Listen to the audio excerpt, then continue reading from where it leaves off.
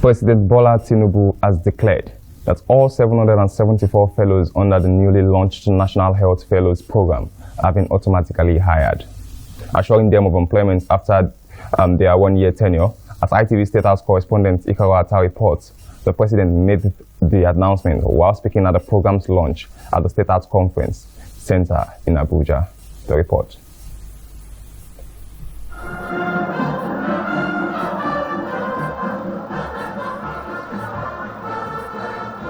The House of Representatives has taken decisive steps to address allegations of financial mismanagement in government agencies and enforce consumer protection in the aviation sector. ITV's correspondent reports that at Thursday's plenary, lawmakers resolved to investigate the utilization of take-off grants, bailout funds, and other financial interventions allocated to the agencies since 2015. The motion on financial accountability was moved by the House Minority Leader, Honorable Kingsley Chida. With these resolutions, the House aims to strengthen financial accountability in government agencies and uphold consumer rights in the aviation sector. The coming weeks will reveal the outcomes of these investigations and their potential impact on governance and public service delivery. Lukman Adelakin, ITV News. In a bold move to revamp the country's prison system, the federal government has hinted at plans to shut down some of its 256 custodial centers, citing underutilization and inefficiency. Minister of Interior Dr. Olubunmi Tunji-Ojo made this revelation at a public hearing on alleged corruption and human rights abuse in the Nigerian Correctional Service.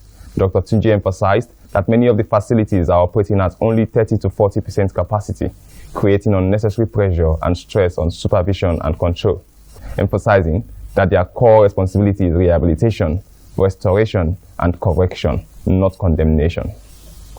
Meanwhile, the Kano State government has directed all private and voluntary schools in the state to strictly adhere to the 2024-2025 school calendar issued by the Ministry of Education. The Ogun State Police Command has condemned the violent attack on Oshuke village, Ota, where yet to be identified gunmen killed a 24-year-old man, Said Jinodu Shoboide. The command spokesperson, CSP Omolola Odutola, disclosed this in a statement on Thursday, describing the attack as senseless and brutal. Meanwhile, the Ogun State Police Command has launched an investigation into an explosion at Quantum Steel, located along the Shagamu-Ikorodu Road in Ogijo, which left 7 workers, including 3 expatriates, injured. The blast, which occurred on Wednesday, was reported at the Ogijo Police Division by a member of the company, Joseph Adewale. Nigeria has reaffirmed its commitment to fully implementing the 2 memoranda of understanding signed between the China Media Group and 2 key Nigerian public broadcasters at the last forum on China-Africa cooperation in Beijing.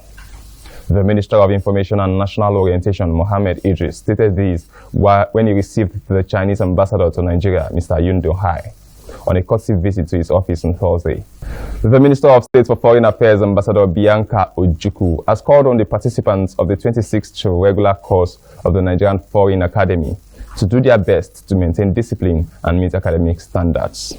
Still ahead on the foreign scene, Hamas says Trump's death threat to Gaza undermines ceasefire. We'll bring you details of the story and other stories after the timeout. Do stay tuned. Thank you for staying with us. It's still the AM News on Independent Television. We'll bring you the rest of the stories. The death toll recorded in the building collapse, which happened on Wednesday at Oriwu Street in the Lekki Phase 1 area of Lagos State, has increased to 4. This was confirmed in a statement released by the State Police Public Relations Officer, Benjamin Hundeyin, on Thursday. And on business news, following a record peak electricity generation of 5,801.84 megawatts achieved last week, the Minister of Power, Chief Adebayo Adelabu, has said that the proposed tariff increase will push available generation capacity to about 7,000 megawatts. Grace Egbulefu has details.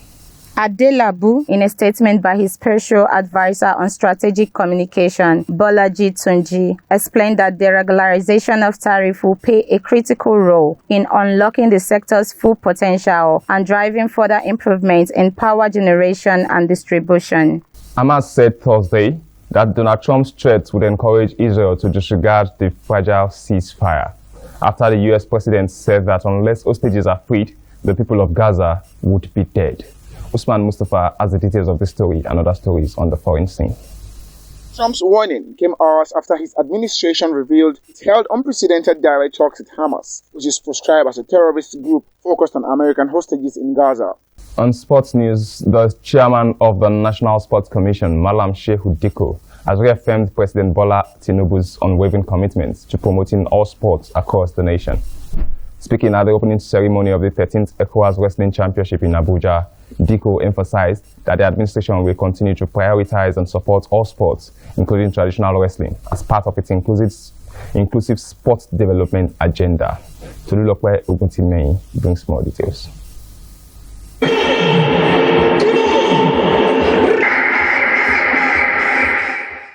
That's the lot on the AM News on ITV Abuja. I'm Lukman Adelakin. Thank you for staying tuned throughout the bulletin.